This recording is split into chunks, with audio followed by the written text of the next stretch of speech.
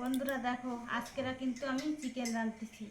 তোমরা বলবা যে চিকেন তো তুমি রান্না করো, এটা নতুন কি? কিন্তু না, আজকেরা চিকেনটা কিন্তু একদমই আলাদা রান্না করবো। তা তোমরা দেখো, না দেখলে তো বুঝতে পারবা না। তা তোমরা দেখো, তাহলে বুঝবা অন্য দিনের চাইতে একদম পুরো আলগা। এই যে দেখো, খালি চিকেন আমি নিয়ে নিয়েছি ধুয়ে। তারপরে এই দেখো পেঁয়াজ কেটে নিয়েছি। এই জায়গা 5টা 6টা রকম পেঁয়াজ আছে, পেঁয়াজ আমি দিয়ে দিছি।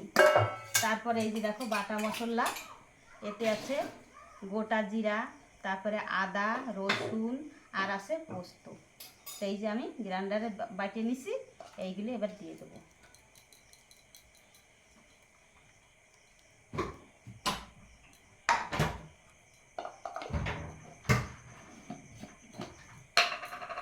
তারপরে দিয়ে দেবো হলুদ গুঁড়ি,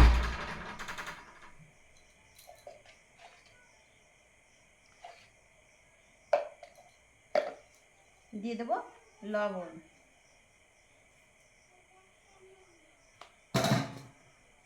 দিয়ে দেবো লঙ্কা গুঁড়ি,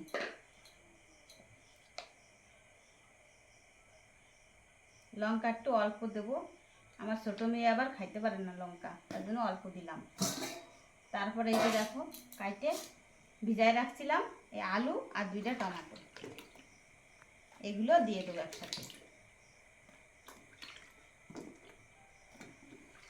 আর এইভাবে চিকেনটা কিন্তু রান্না করলে না, স্বাদটা কিন্তু অসাধারণ হয়। আর যে আমি যেই কড়াইতে আমি রান্নাটা করব, সেই কড়াইতেই কিন্তু আমি এই যে মাখাচ্ছি। এবার সুন্দরভাবে মাখিয়ে নেব।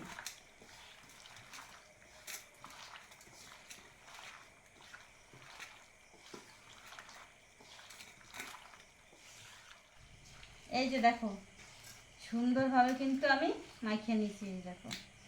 আর সবার লাস্টে দিয়ে দেবো তেল। আমি সাদা তেল দিচ্ছি, সরিষার তেল থাকলে একটু ভালো হতো, তো আমার ঘরে আনা নাই, যেহেতু আমি সাদা তেল দিচ্ছি। তোমরা কিন্তু সরষের তেল দিও, তাহলে কিন্তু আরও বেশি ভালো হবে। তো তেলের পরিমাণটা আমার একটু বেশি দিতে হবে। তেল দেওয়ার পরে তারপরে আবার সুন্দরভাবে মিশিয়ে নেব। এই যে দেখো, মিশানো হয়ে গেছে। তো এই যে পুরা আমার কমপ্লিট হয়ে গেছে। এবার আমি ঢাকা দিয়ে পুরাই রান্না করব। এই যে আগে যে আমি সোমবারটা দিয়ে তারপরে আমি ফোড়নের ভিতরে যে আমি চিকেনটা দিয়ে, এবার কিন্তু সেইভাবে রান্নাটা করব না, এবার পুরা আলাদা রকম রান্না করব। তা চলো বন্ধুরা, চলে যাই গ্যাসের ধারে। এই যে দেখো, গ্যাসে কিন্তু আমি কড়াই বসিয়ে দিয়েছি। তো 5 মিনিট এইভাবে থাকবে, তারপরে আমি কিন্তু ঢাকনাটা তুলে দিয়ে তারপরে আবার উল্টে পাল্টে দেবো। এই যে দেখো, ফিরে এলাম 5 মিনিট পর। তা 5 মিনিটের আগে কিন্তু আমি একবার ঢাকাটা উল্টে তারপরে কিন্তু আমি একটু নেড়ে দিয়েছিলাম। তা দেখো, এই যে তারপরে এক নাড়ার পরে এই যে দেখো এই পুরোটাই আইছে। এই যে দেখো কত সুন্দর হয়ে গেছে। আর এইভাবে আমি মেখে ঝুঁকে একভাবে সব দিয়ে দিয়েছি, যেহেতু তার জন্য কিন্তু মাংসটা একদম অল্প টাইমের ভিতরে কিন্তু নরম হয়ে গেছে। এই যে দেখো তোমরা, এবার একটু আঁচটা আমি কমায় দেবো, কমায় দিয়ে আরেকটা ঢাকা দিয়ে দেবো। এই যে দেখো, সাইডে আরেকটা কড়াই আমি বসাই দিছি, আর কড়াইতে কিন্তু একটু বেশি পরিমাণে তেল দিয়ে দিছি। আর সেই ভিতরে দেবো এই ফোড়ন, গোটা জিরা আর দারচিনি, দিয়ে দেবো তেজপাতা।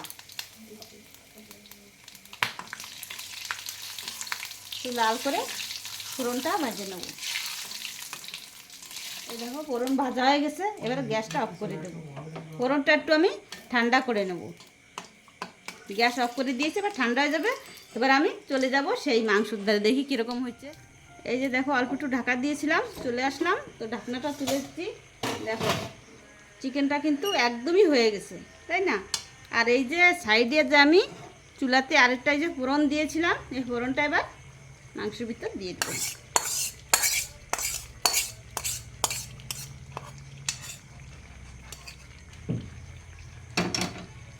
একটু মিশিয়ে নেব। মাংসটা বেশি গলে গেছে, যেহেতু আমি একটু হালকা হাতে নেড়ে চেড়ে নেব, বেশি নাড়বো না। এবারে দিয়ে দেব গরম জল। আর এই রান্নাতে সবসময় গরম জল ব্যবহার করলেই কিন্তু সবচাইতে ভালো হয়। এতে এবারে নেড়ে চেড়ে মিশিয়ে নেব।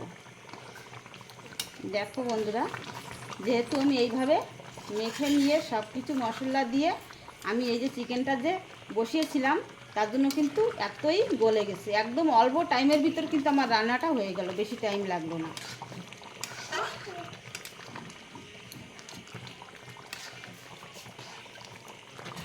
আর আমি কিছুক্ষণের মধ্যেই কিন্তু রান্নাটা কমপ্লিট করব।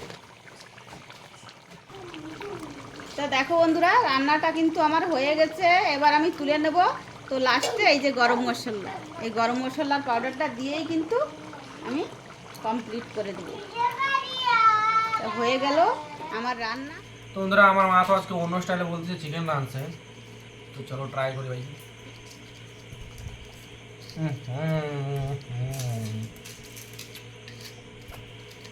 ওয়াও ভাই সাব, এত সুন্দর রান্না, পুরো অন্যই টেস্ট, পুরো চিকেনের থেকে আলাদা টেস্ট। তুই একটু খাই দেখ না।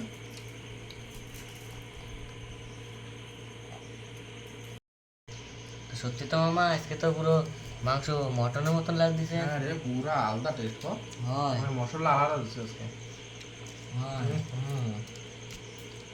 সুপার হিট, তো দারুণ হয়েছে ভাই সাব। আপনারা আমি ট্রাই করো, ঠিক আছে? মশলাটা কিন্তু আমি আলাদা দিই নাই, মশলা আমি সেই মশলাই দিছি, কিন্তু আজকে রান্নাটা অন্যভাবে করছি, তার জন্য কিন্তু আজকে এরকম টেস্ট লাগতেছে। দিদা আরেকবার রাইন্দে দেবা। ওকে, বাই বাই।